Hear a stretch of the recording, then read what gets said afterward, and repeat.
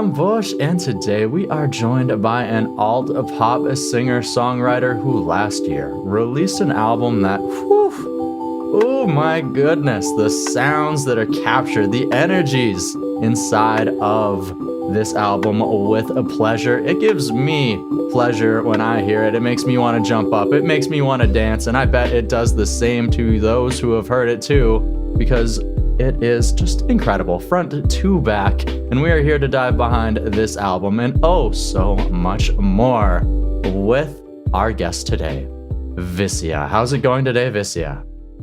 I'm great. How are you? Ooh, I'm doing a fantastic, having myself a lovely morning, and even better now that I gotta dive behind this incredible album here. I was actually just jamming it out this morning before we jumped into it, and like last week, and a bunch, like I was saying, there's so many incredible sounds, so many incredible songs inside of With Pleasure. But of course, before I dive into some of the songs, I really want to know, when exactly did the album begin to take shape? Because your first project release under the VISSIA name was 2017, so there's a little bit of time in between these things. So when did With Pleasure begin to form?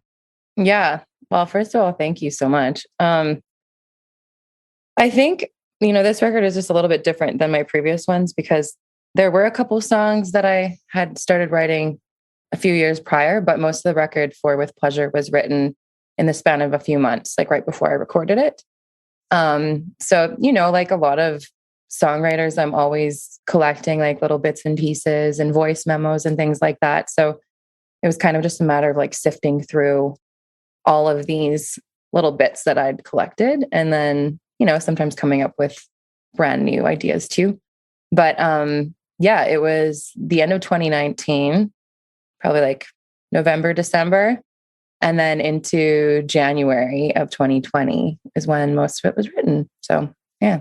Okay. So you mentioned that it was a little bit different and sort of written all within a certain span. So beforehand, did songs sort of take a little bit more time to form? Or did you maybe take that like more songwriting time, whereas this time it was sort of just all came in a wave? It's almost the opposite, actually. Like, this was the first time I was able to have really focused time to just work on creation. Because with my previous records, it was kind of like, writing songs as I went along in between, touring and other jobs and gigs and everything. And you kind of I would collect them as I went. And then eventually, once I had enough songs, I'd go and record a record.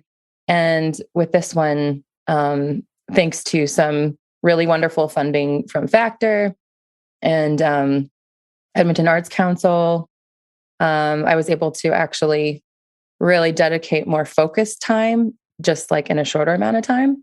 So that was really, really a cool experience because I learned a lot about my own process as a songwriter that way, in a way that I hadn't before. So yeah, I'm super grateful for that experience. And I think it's definitely helping inform how I like move forward with new bodies of work. So yeah. There's always new ways to grow moving forward, right? Even after songwriting for so many years, it's try something new. And oh my God, look at this. Look at what this has unlocked. Yeah. It did feel like an unlocking in a lot of ways. Just trying to be intentionally playful with the process, because when I first started writing the album, I was kind of heading in more of a similar direction to my last record, Placeholder, which, is a bit more rootsy sounding, a bit more Americana. That's kind of where I come from musically.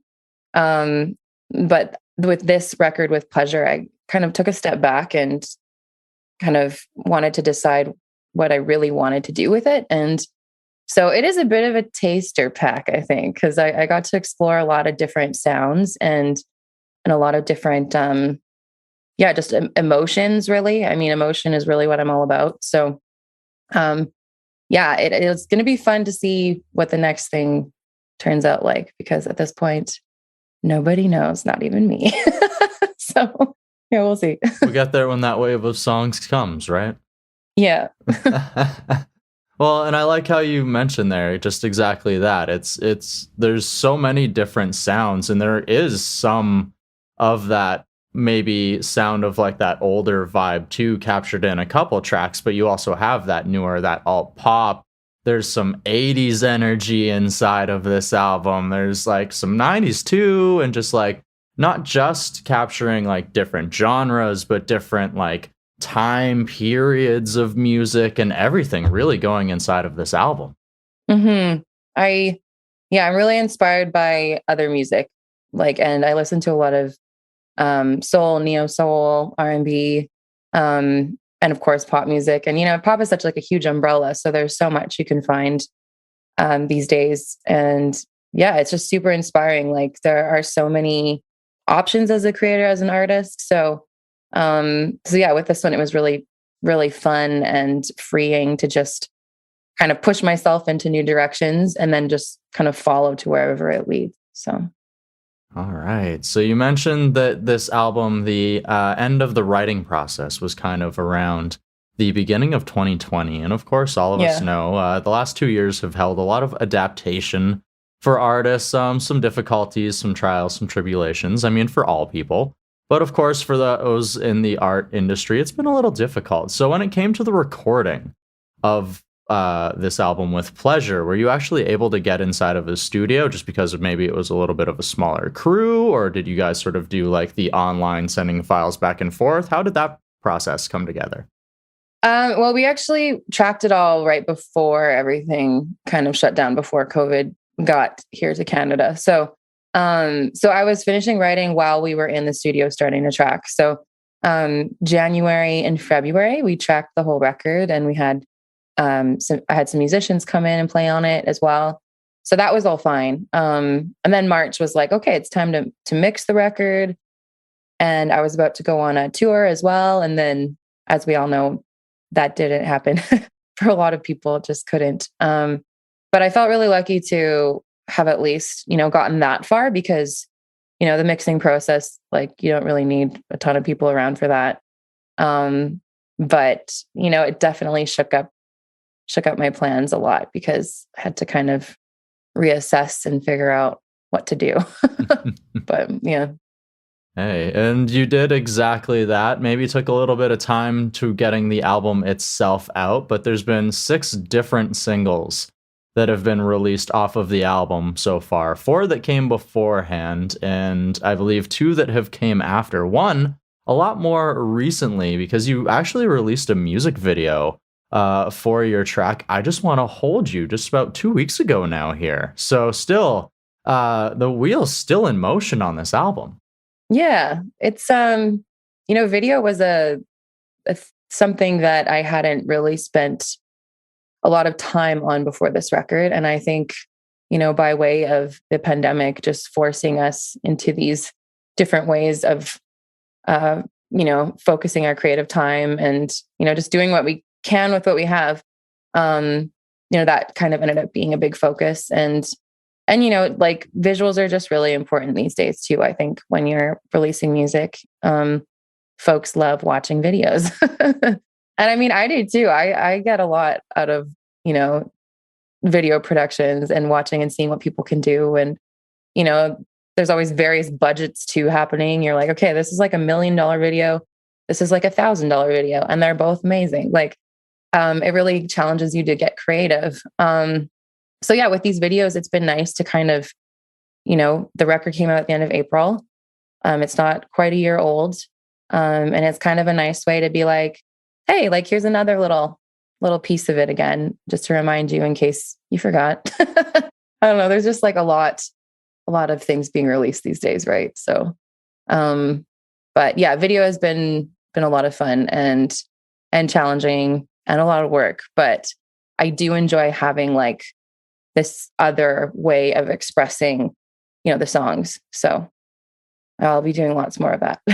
Oh, for sure. And I mean, all of the videos look incredible. And like you mentioned, sometimes it can be a simple video. Maybe it can be like one that's got a lot more like makeup and production and lighting, and definitely like, and you can see those differences behind some of your videos because they're giving another face to the songs, another value. And because each of these songs have their own unique identity, I love how each of these videos is just so different. Thanks. Thank you. Yeah, that's definitely been something it's just been very explorative because I've worked with, different people on each video. But yeah, with I Just Want to Hold You, that one was, my friend Jade Ricky. I really loved these little kind of clips that she was posting on her Instagram stories. And they just kind of reminded me of like, the old slides that you can go through on like a projector, and just like very nostalgic and memory like. And so I thought that would be a really good aesthetic for this song. So we just ran around Edmonton and throughout the course of like a full year so that we could get all the different seasons. And she just shot it on her iPhone and then, edited up in Premiere Pro and made it look nice and cute. And I'm really happy with it. Okay, because that was one thing that I had a question on, was just like the different scenes and everything else, because like at one point you're standing inside of sunflowers, and then like as you mentioned, it's different seasons, it's different times of year, and you can tell that in the video. So I was like, how does she have sunflowers? And then suddenly it's like, what? No, huh? Like, where did she get all of this done? What province is she in? Yeah, Alberta. But yeah, it kind of just ended up turning out that way also because of COVID restrictions kind of fluctuating. And it was just Jade and I working on it. So that was easy. It's just like very small crew. But, there was a time when it was, against the rules to be inside other people's houses, for example. And so we really focused on being outside. And then as the seasons were changing, we kind of thought, well, this is kind of a great way to approach this video. Maybe it really, I think, digs into, that feeling of when a really big relationship breaks, I guess. And so, it takes a lot of time to heal through that. And so, yeah, it was really cathartic, I think. So Yeah, the changing of the seasons, the time in between, because as they say, is it takes time to heal wounds, and the even cheesier line is time heals all wounds. But yeah, either way, it's we take that time, we grow, we learn from those experiences, and as tough as it may be, we move forward, right? yeah, totally. So yeah, it seemed very right. And so I'm really happy that it turned out that way. Awesome. Awesome. All right. And of course, another track that I would very much love to dive into. And like we mentioned, there's quite the variance in sound and energy on side this album. And I Just Want to Hold You being maybe one of those softer tracks, maybe hearkening back to the older style of VISSIA there, whereas some of these newer tracks as well have that pop style like we were mentioning. And I actually want to talk about a song that isn't a single, but one that like I immediately got hooked on. Sure. Like as soon as I heard the beat, and I also mentioned the 80s influence earlier as well. And I would love to talk about Take It Apart because this is my favorite song on this Thanks. album. Like as soon as that beat hit, I was like, oh, I want a flash dance montage. Yeah. Like, let's go. Yeah, exactly. Yeah, Take It Apart. Yeah, I'm trying to remember how exactly that one.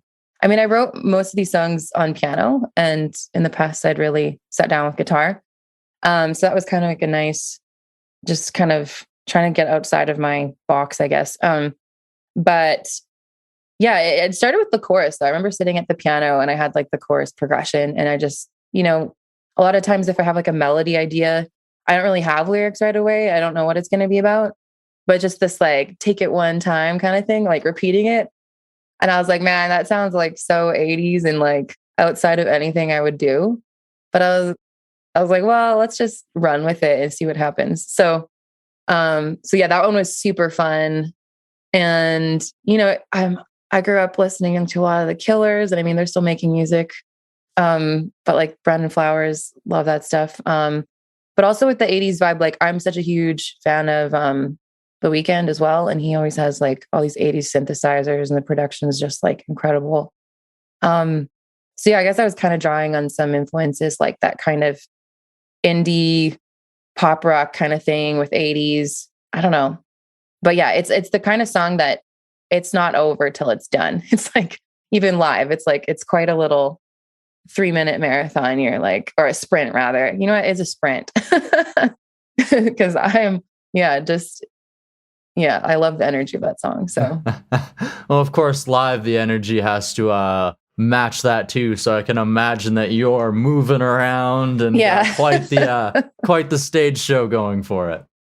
Yeah. I mean, now that I've had a chance to play some shows and with my full band, especially, just like bringing the energy every night to every song. That was just such a wonderful experience again. After doing so many basement live streams, which bless them all, they've been really helpful and useful. But live shows is what it's about. So yeah. Absolutely. And like you mentioned, you recently got that chance to return to not just the live stage, but also to the touring circuit a little bit, being able to open up for USS, the ubiquitous synergy seeker, out there on the road. So, what was that like to finally actually like get back? You mentioned being able to play with a full band, but I want to know, after probably some time of not being able to play live, doing exactly that, live streams in the basement. What did it feel like to finally have that feedback right away from the crowd? It felt really surreal, honestly. Yeah, I remember our first show was in Kingston with USS, and we had played a show in Winnipeg on the way out, and we'd done a show in Toronto as well at Supermarket. So we had some warm up shows to kind of like really lock things in and feel warmed up for those shows. But yeah, Kingston was just like a full venue at the Ale House. And yeah, I got the pre-show jitters for sure. I mean, I always get like a little bit. I think that's something I'll always have, and that's a good thing. But yeah, specifically that one, because especially as an opening act, like people aren't there to see you. You're just there. So there's like that little bit of, I don't know, awareness, I think, going on too. And so, yeah, I kind of forgot, like, it takes a lot of like mental preparation, really. So, yeah, it was really great though, to kind of throw myself back into it. And I think I learned something on stage every night. It was just like another chance to play all the songs again and be up there with my band. And you're always trying to like, make things bigger and better every time. So, but yeah, it was such a sweet reminder that this is the kind of stuff that happens and it will happen again. So after so many months and months and months of not having that, it was definitely like a nice boost. Yeah. Absolutely. And I'm glad that you had the opportunity to do so. So I have to ask, with this new style and sound, what was it like, for those who have been listening to you for a while? What was their feedback like? And what was the feedback like from the audience on those live shows to these new songs? Well, I mean, folks who've been following along with me since like placeholder or since the very start, I don't know, they're so sweet. Like, I think they're genuinely curious about what's going to happen next. And yeah, every time I've put out a new song, I've gotten really nice feedback. Just, they might be surprised, but they're like, but I dig it. So it's been kind of fun to introduce, people to different sounds that maybe they wouldn't normally be drawn to. And like we said earlier, though, there are some songs on the record that you can kind of get a sense of where my roots lie still. So yeah, I think it's a pretty, honestly, like, I'm not afraid to say the word accessible. Like, it's an accessible record, I think. And there's nothing wrong with that. But yeah, the live shows, man, USS's fans are just honestly the best. And I think it's totally because USS, like, the way that they treat their fans is like their family. Like, it's really incredible. And so, yeah, just talking to people after the shows even was just like really inspiring. And like, I don't know, everything just felt so good, and isn't that what life is about, really? So yeah, I feel really lucky and grateful to have had those experiences. And it definitely, put some gas in the tank for whatever comes next. Well, I'm sure that the future holds many beautiful things. I mean, obviously, like we mentioned, the wheel's still rolling on this last album, but I'm sure in the last 2 years, you've probably done a little bit of songwriting as well. I mean, I've got some ideas here and there, but with all of the different like activities and hats that you wear, being an independent artist, like there are so many things happening behind the scenes all the time, or not so behind the scenes. Like so many artists, run their own website and like do all their own social media, and you're creating all of your own content, and you're writing grants, and you're, doing all of your administrative, answering emails, like all of the unglamorous parts take up a lot of time. So at this point in my career, I've definitely gotten a lot more settled in just knowing like it's okay if I'm not pumping out songs all the time, because I'm still creating, I'm still being creative. And then when it comes time where I can actually like carve out a bigger chunk to sit down and do it, like I know that I can do it. And I mean, it works differently for everyone, right? But that's just kind of where I'm at right now, where I'm like, you know what? There's kind of like these different seasons. It's always there, bubbling under the surface. And so, yeah, I really look forward to I'd really like to do like, I don't know, some sort of residency, even if it's just a self-made one or something, but to really just dive in and get some writing done. So, yeah. Awesome. All right. Well, I'm sure that the future holds many beautiful things, but until then, of course, we have wonderful music to hold us down. Until then, the listeners, the audience, if you have yet to go and listen to With Pleasure, I highly suggest that you do so. You should also go ahead and follow VISSIA on your favorite social media platform so that you can stay up to date with everything going on inside of her world. And with that, VISSIA, I have one last question. Are you ready for it? Yeah, go for it.